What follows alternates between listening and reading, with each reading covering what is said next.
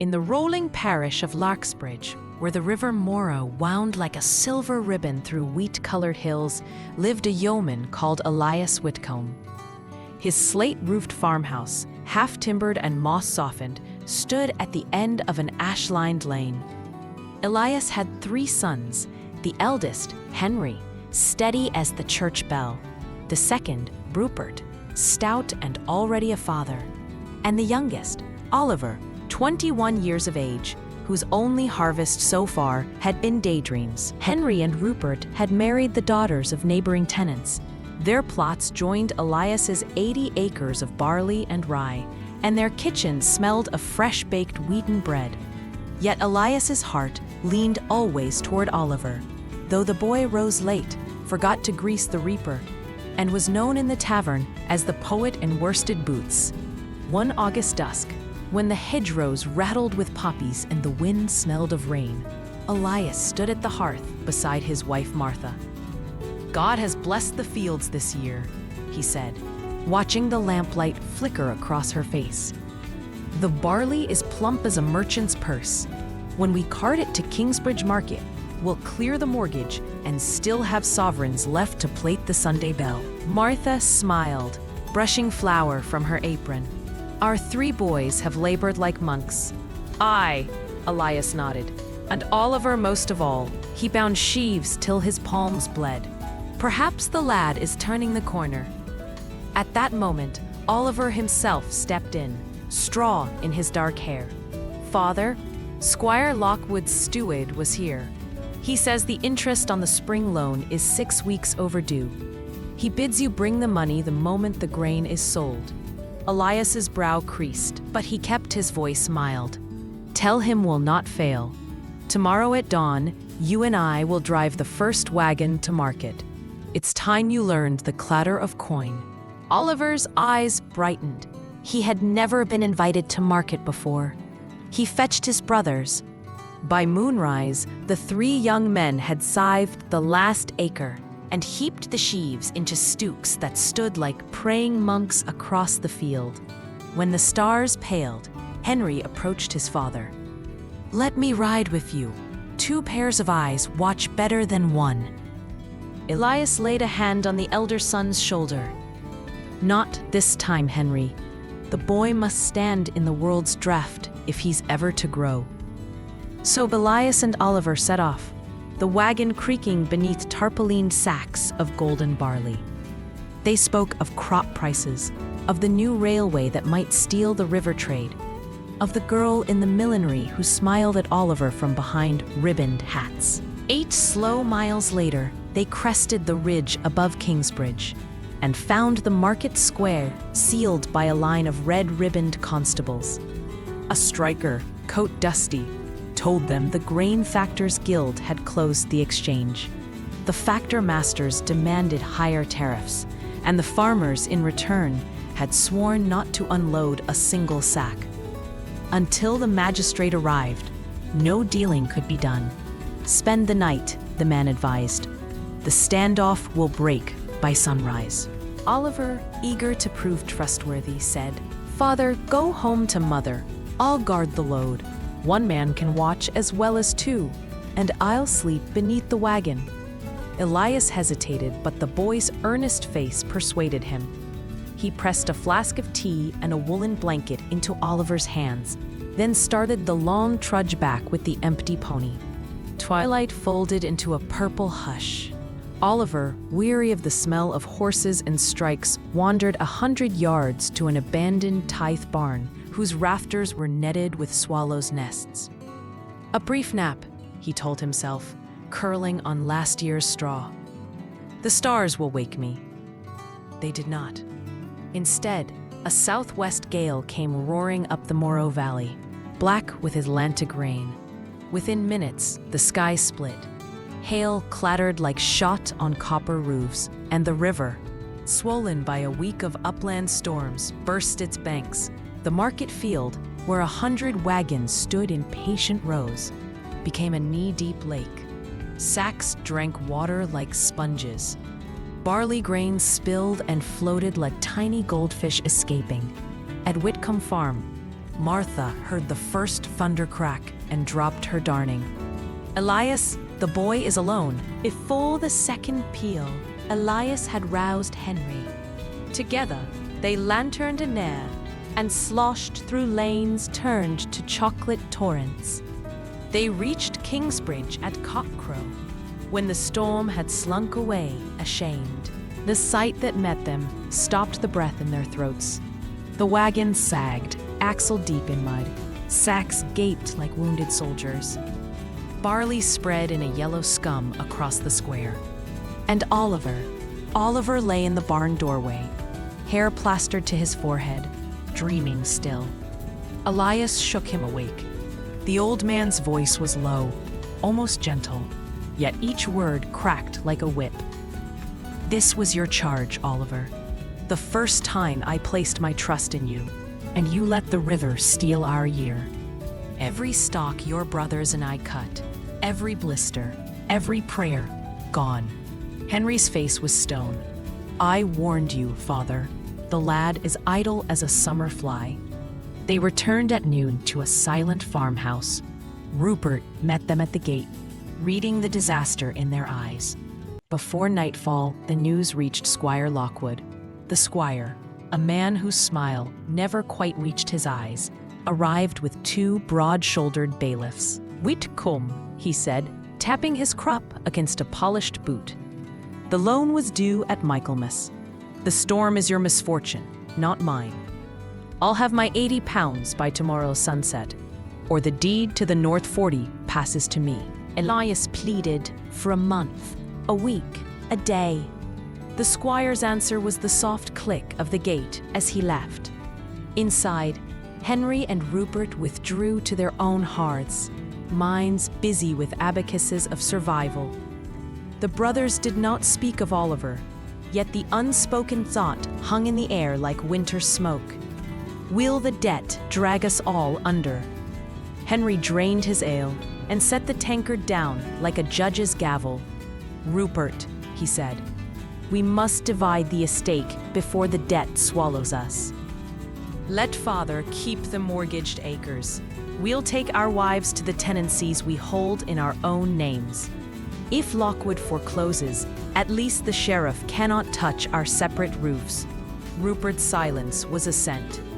Next morning, without farewells, the elder brothers carted their chattels, bedsteads, beehives, a clock that had belonged to their mother, over the ridge and out of the story. The big house built of elm and grief was suddenly hollow. Elias stood in the doorway as the last wagon creaked away, feeling the mortgage deed crackle in his pocket like burning parchment. 6 months' grace from Squire Lockwood was a stay, not a reprieve. The interest still bred like mice. That night, he walked the North 40, boots sucking in the furrows.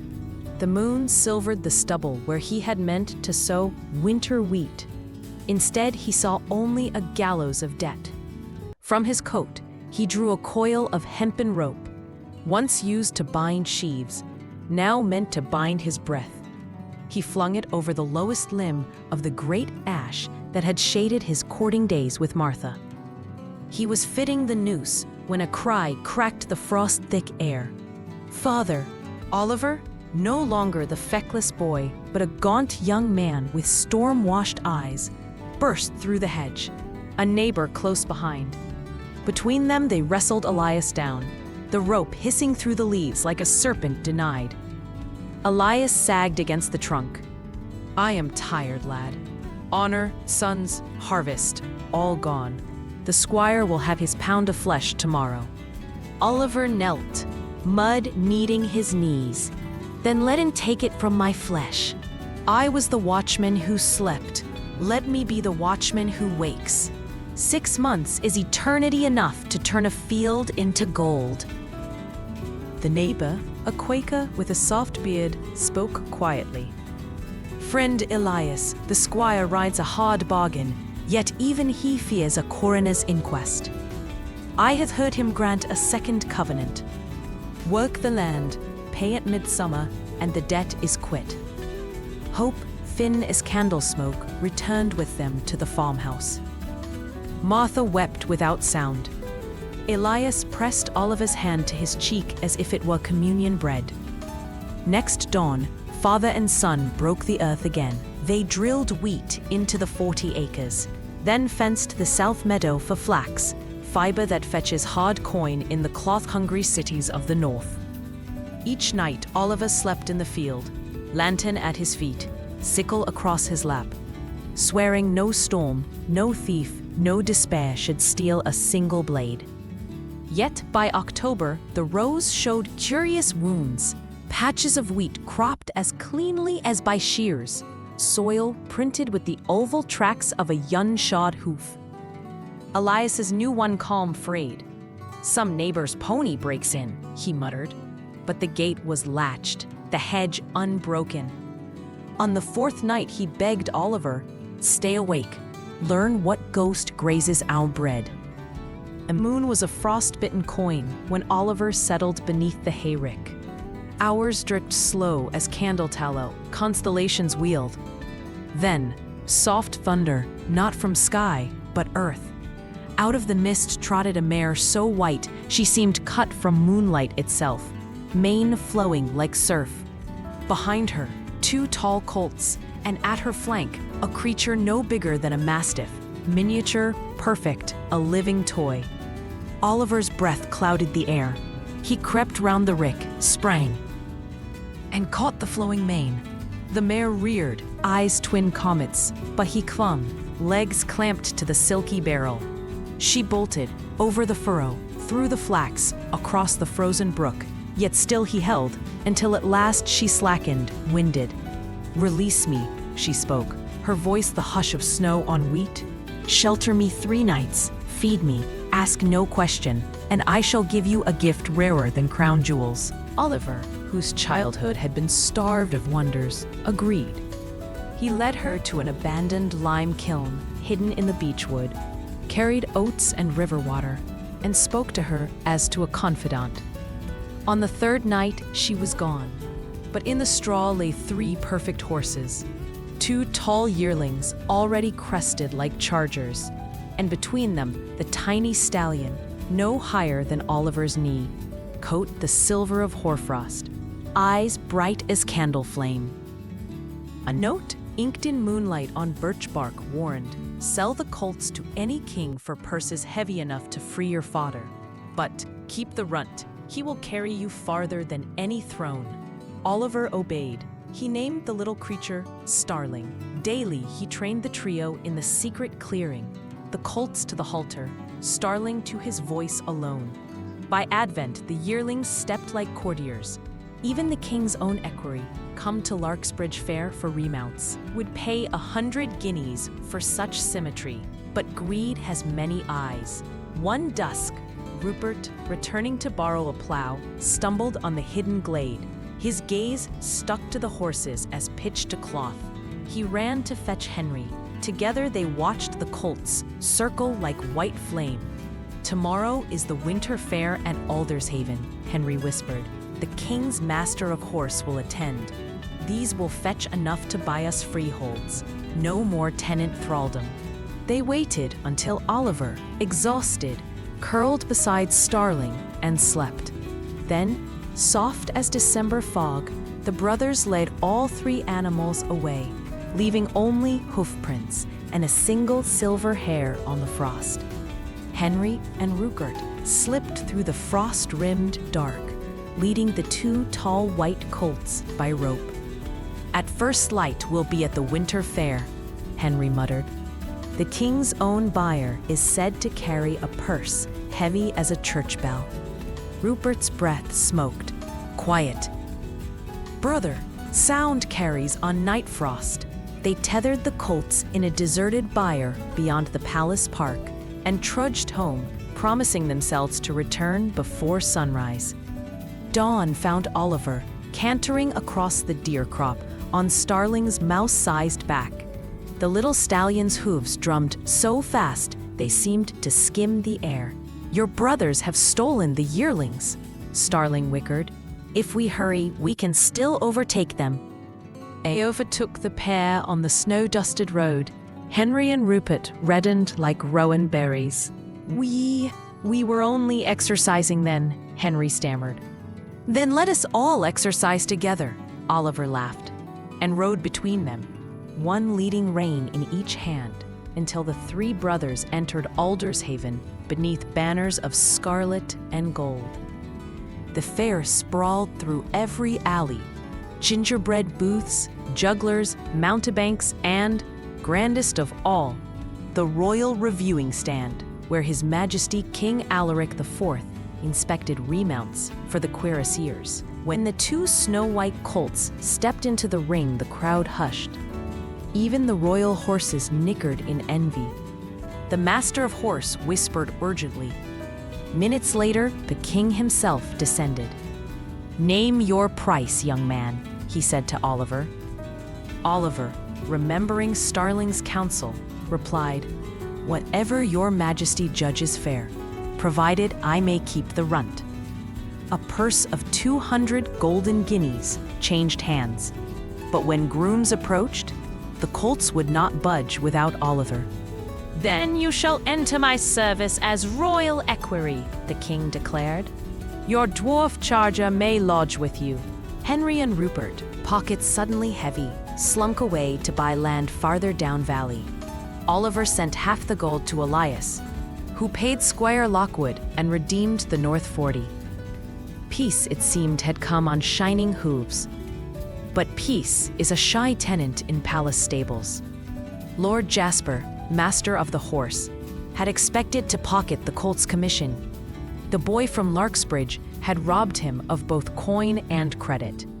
His whispers soon reached the royal ear. "Majesty, the newcomer boasts he can capture the golden hind that haunts the southern marches. No man has ever laid rope on her." King Alaric, youthful and easily kindled, summoned Oliver. "Bring me the hind within 3 days, or learn that a king's favor is quicker to withdraw than autumn daylight." Oliver retreated, white-lipped, to the straw-scented loft above the stalls. Starling lifted his tiny head. "Fear not. Ask for a golden bucket, golden grain, and a silken lasso. The hind is proud of stomach and soft of heart." At cockcrow they flew south on the wind roads that only Starling could see. By noon, they reached the cedar-dark hills, where the river Aureus glints like molten metal. There, beside a moon-white pool, Oliver poured the gilded oats and hid. Twilight brought the hind, coat of living flame, antlers of ivory, eyes that held the sunset. She lowered her gilded muzzle. The lasso whispered through air and settled true. She trembled, then stood still, as though she had waited centuries for this small, bold groom. They returned by dawn. The king, enchanted, set the hind to graze in his privy garden. Court ladies stitched her likeness on every sleeve. Lord Jasper's smile grew thinner than a blade. A fortnight later, the king hunted boar in the northern forests. Around the campfire, Jasper murmured, "Majesty, young Whitcomb now claims he can fetch the sea princess who skims the skerries of the northern ocean, the same maiden whose song lures ships onto reefs of pearl. Surely you will not let such boasting pass." Alaric's eyes glittered like frost on mail. 6 days, he said. "If she stands not in my great hall by the 6th sunset, let the headsman sharpen his axe." Oliver, summoned, felt the words choke like iron. "I know neither chart nor charm for oceans, Majesty." "Then learn quickly," replied the king. "A crown may wait, an executioner will not." That night, the stable loft was cold as a tomb. Starling paced the straw like a metronome. Northward lies the Whale Road, and beyond it, the Isle of Mists, where the princess keeps her crystal coracle. But we shall need 3 things: a cloak of silence, woven from night itself, a bridle of moonbeams, and a promise kept warmer than any crown.